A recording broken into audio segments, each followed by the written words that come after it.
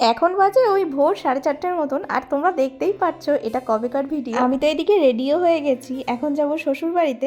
রাস্তায় বেরিয়ে দেখছি ওই দেখো এখনো আকাশে চাঁদ দেখা যাচ্ছে। পুরো রাস্তাটাই ছিল ফাঁকা। স্টেশনে গিয়েও দেখছি তেমন কোনো লোকজন নেই। এই স্টেশনে গাড়ি ওয়েট করতে করতে দেখছি ভোরের আলো ফুটে গেছে। জনাই থেকে সোজা চলে আসলাম ডানকুনি। এখানে এসেও বেশ অনেকক্ষণ দাঁড়িয়েছিলাম। ট্রেনের মধ্যে দেখছি আবার একজন আমলকি বিক্রি করছে 10 টাকা করে প্যাকেট। এক প্যাকেট নিয়েছিলাম। এরপর চলে আসলাম দমদমে। এখানে এসে ও আবার কচুরি খেয়ে নিয়েছে, আমি আর খাইনি। দমদম থেকে ট্রেন ধরে সোজা চলে আসবো বনগাঁ, তারপরে বনগাঁ থেকে আকাইপুর। বাপরে বাপ, আমার শ্বশুরবাড়ি আসতে গেলে পুরো 4টে ট্রেন পাল্টাতে হয়। আস্তে আস্তে ভীষণ ক্লান্ত হয়ে যাই। এসে না আগে স্নান করে নিয়েছি। আসার সময় আবার দুটো পাউরুটি নিয়ে এসেছিলাম, যেহেতু কিছু খেয়ে আসেনি। ও আবার পাউরুটিগুলোকে একটু টুকরো করে না সেকে দিচ্ছিল। সকাল থেকে কিছু খাইনি বলে আমার ভীষণ খিদে পেয়েছে। তারপরে বাড়িতে এসে একটু কলা আর পাউরুটি খেয়েছিলাম। এই সময় পাউরুটিটা খেতে আমার একদম ইচ্ছা করছিল না, মনে হচ্ছিল একটু গরম ভাত হলে হতো। রুটিটা খাওয়ার পর চলে গেছিলাম ভাত বসানোর জন্য। আর আসার সময় না মাছও আনা হয়েছিল। মাছগুলোতে একটু নুন হলুদ মাখিয়ে দিচ্ছি, ও ওইদিকে মাছগুলো ভেজে নেবে আর আমি এদিকে ভাতটা চাপিয়ে দিয়েছি। আমাদের আবার একটা দরকারে একটু পরেই বেরোতে হবে, তাই ঝটপট করে ভাতটা চাপিয়ে দিলাম। সত্যি এতটা জার্নি করার পর তারপরে এসে ভাত রান্না করে খাওয়াটা কিন্তু বিশাল কষ্টের। যারা করে তারাই একমাত্র জানে। এদিকে উচ্ছে আলু ভাজি আর এদিকে ভাতটাও প্রায় ফুটে উঠেছে।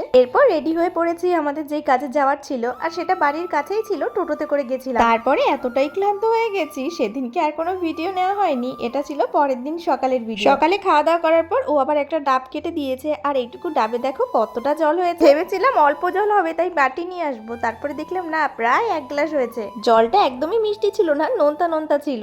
তাও যেরকমই হোক না কেন ডাবের জল খাওয়া তো খুবই ভালো। আজকে আবার আমরা যেহেতু চলে যাবো তাই তাড়াতাড়ি রান্না বসিয়েছি। এখানে সয়াবিনের তরকারি আর এটা হচ্ছে উচ্ছে ভাজা। শেষে করেছিলাম কুমড়ো শাক দিয়ে মুগ ডাল।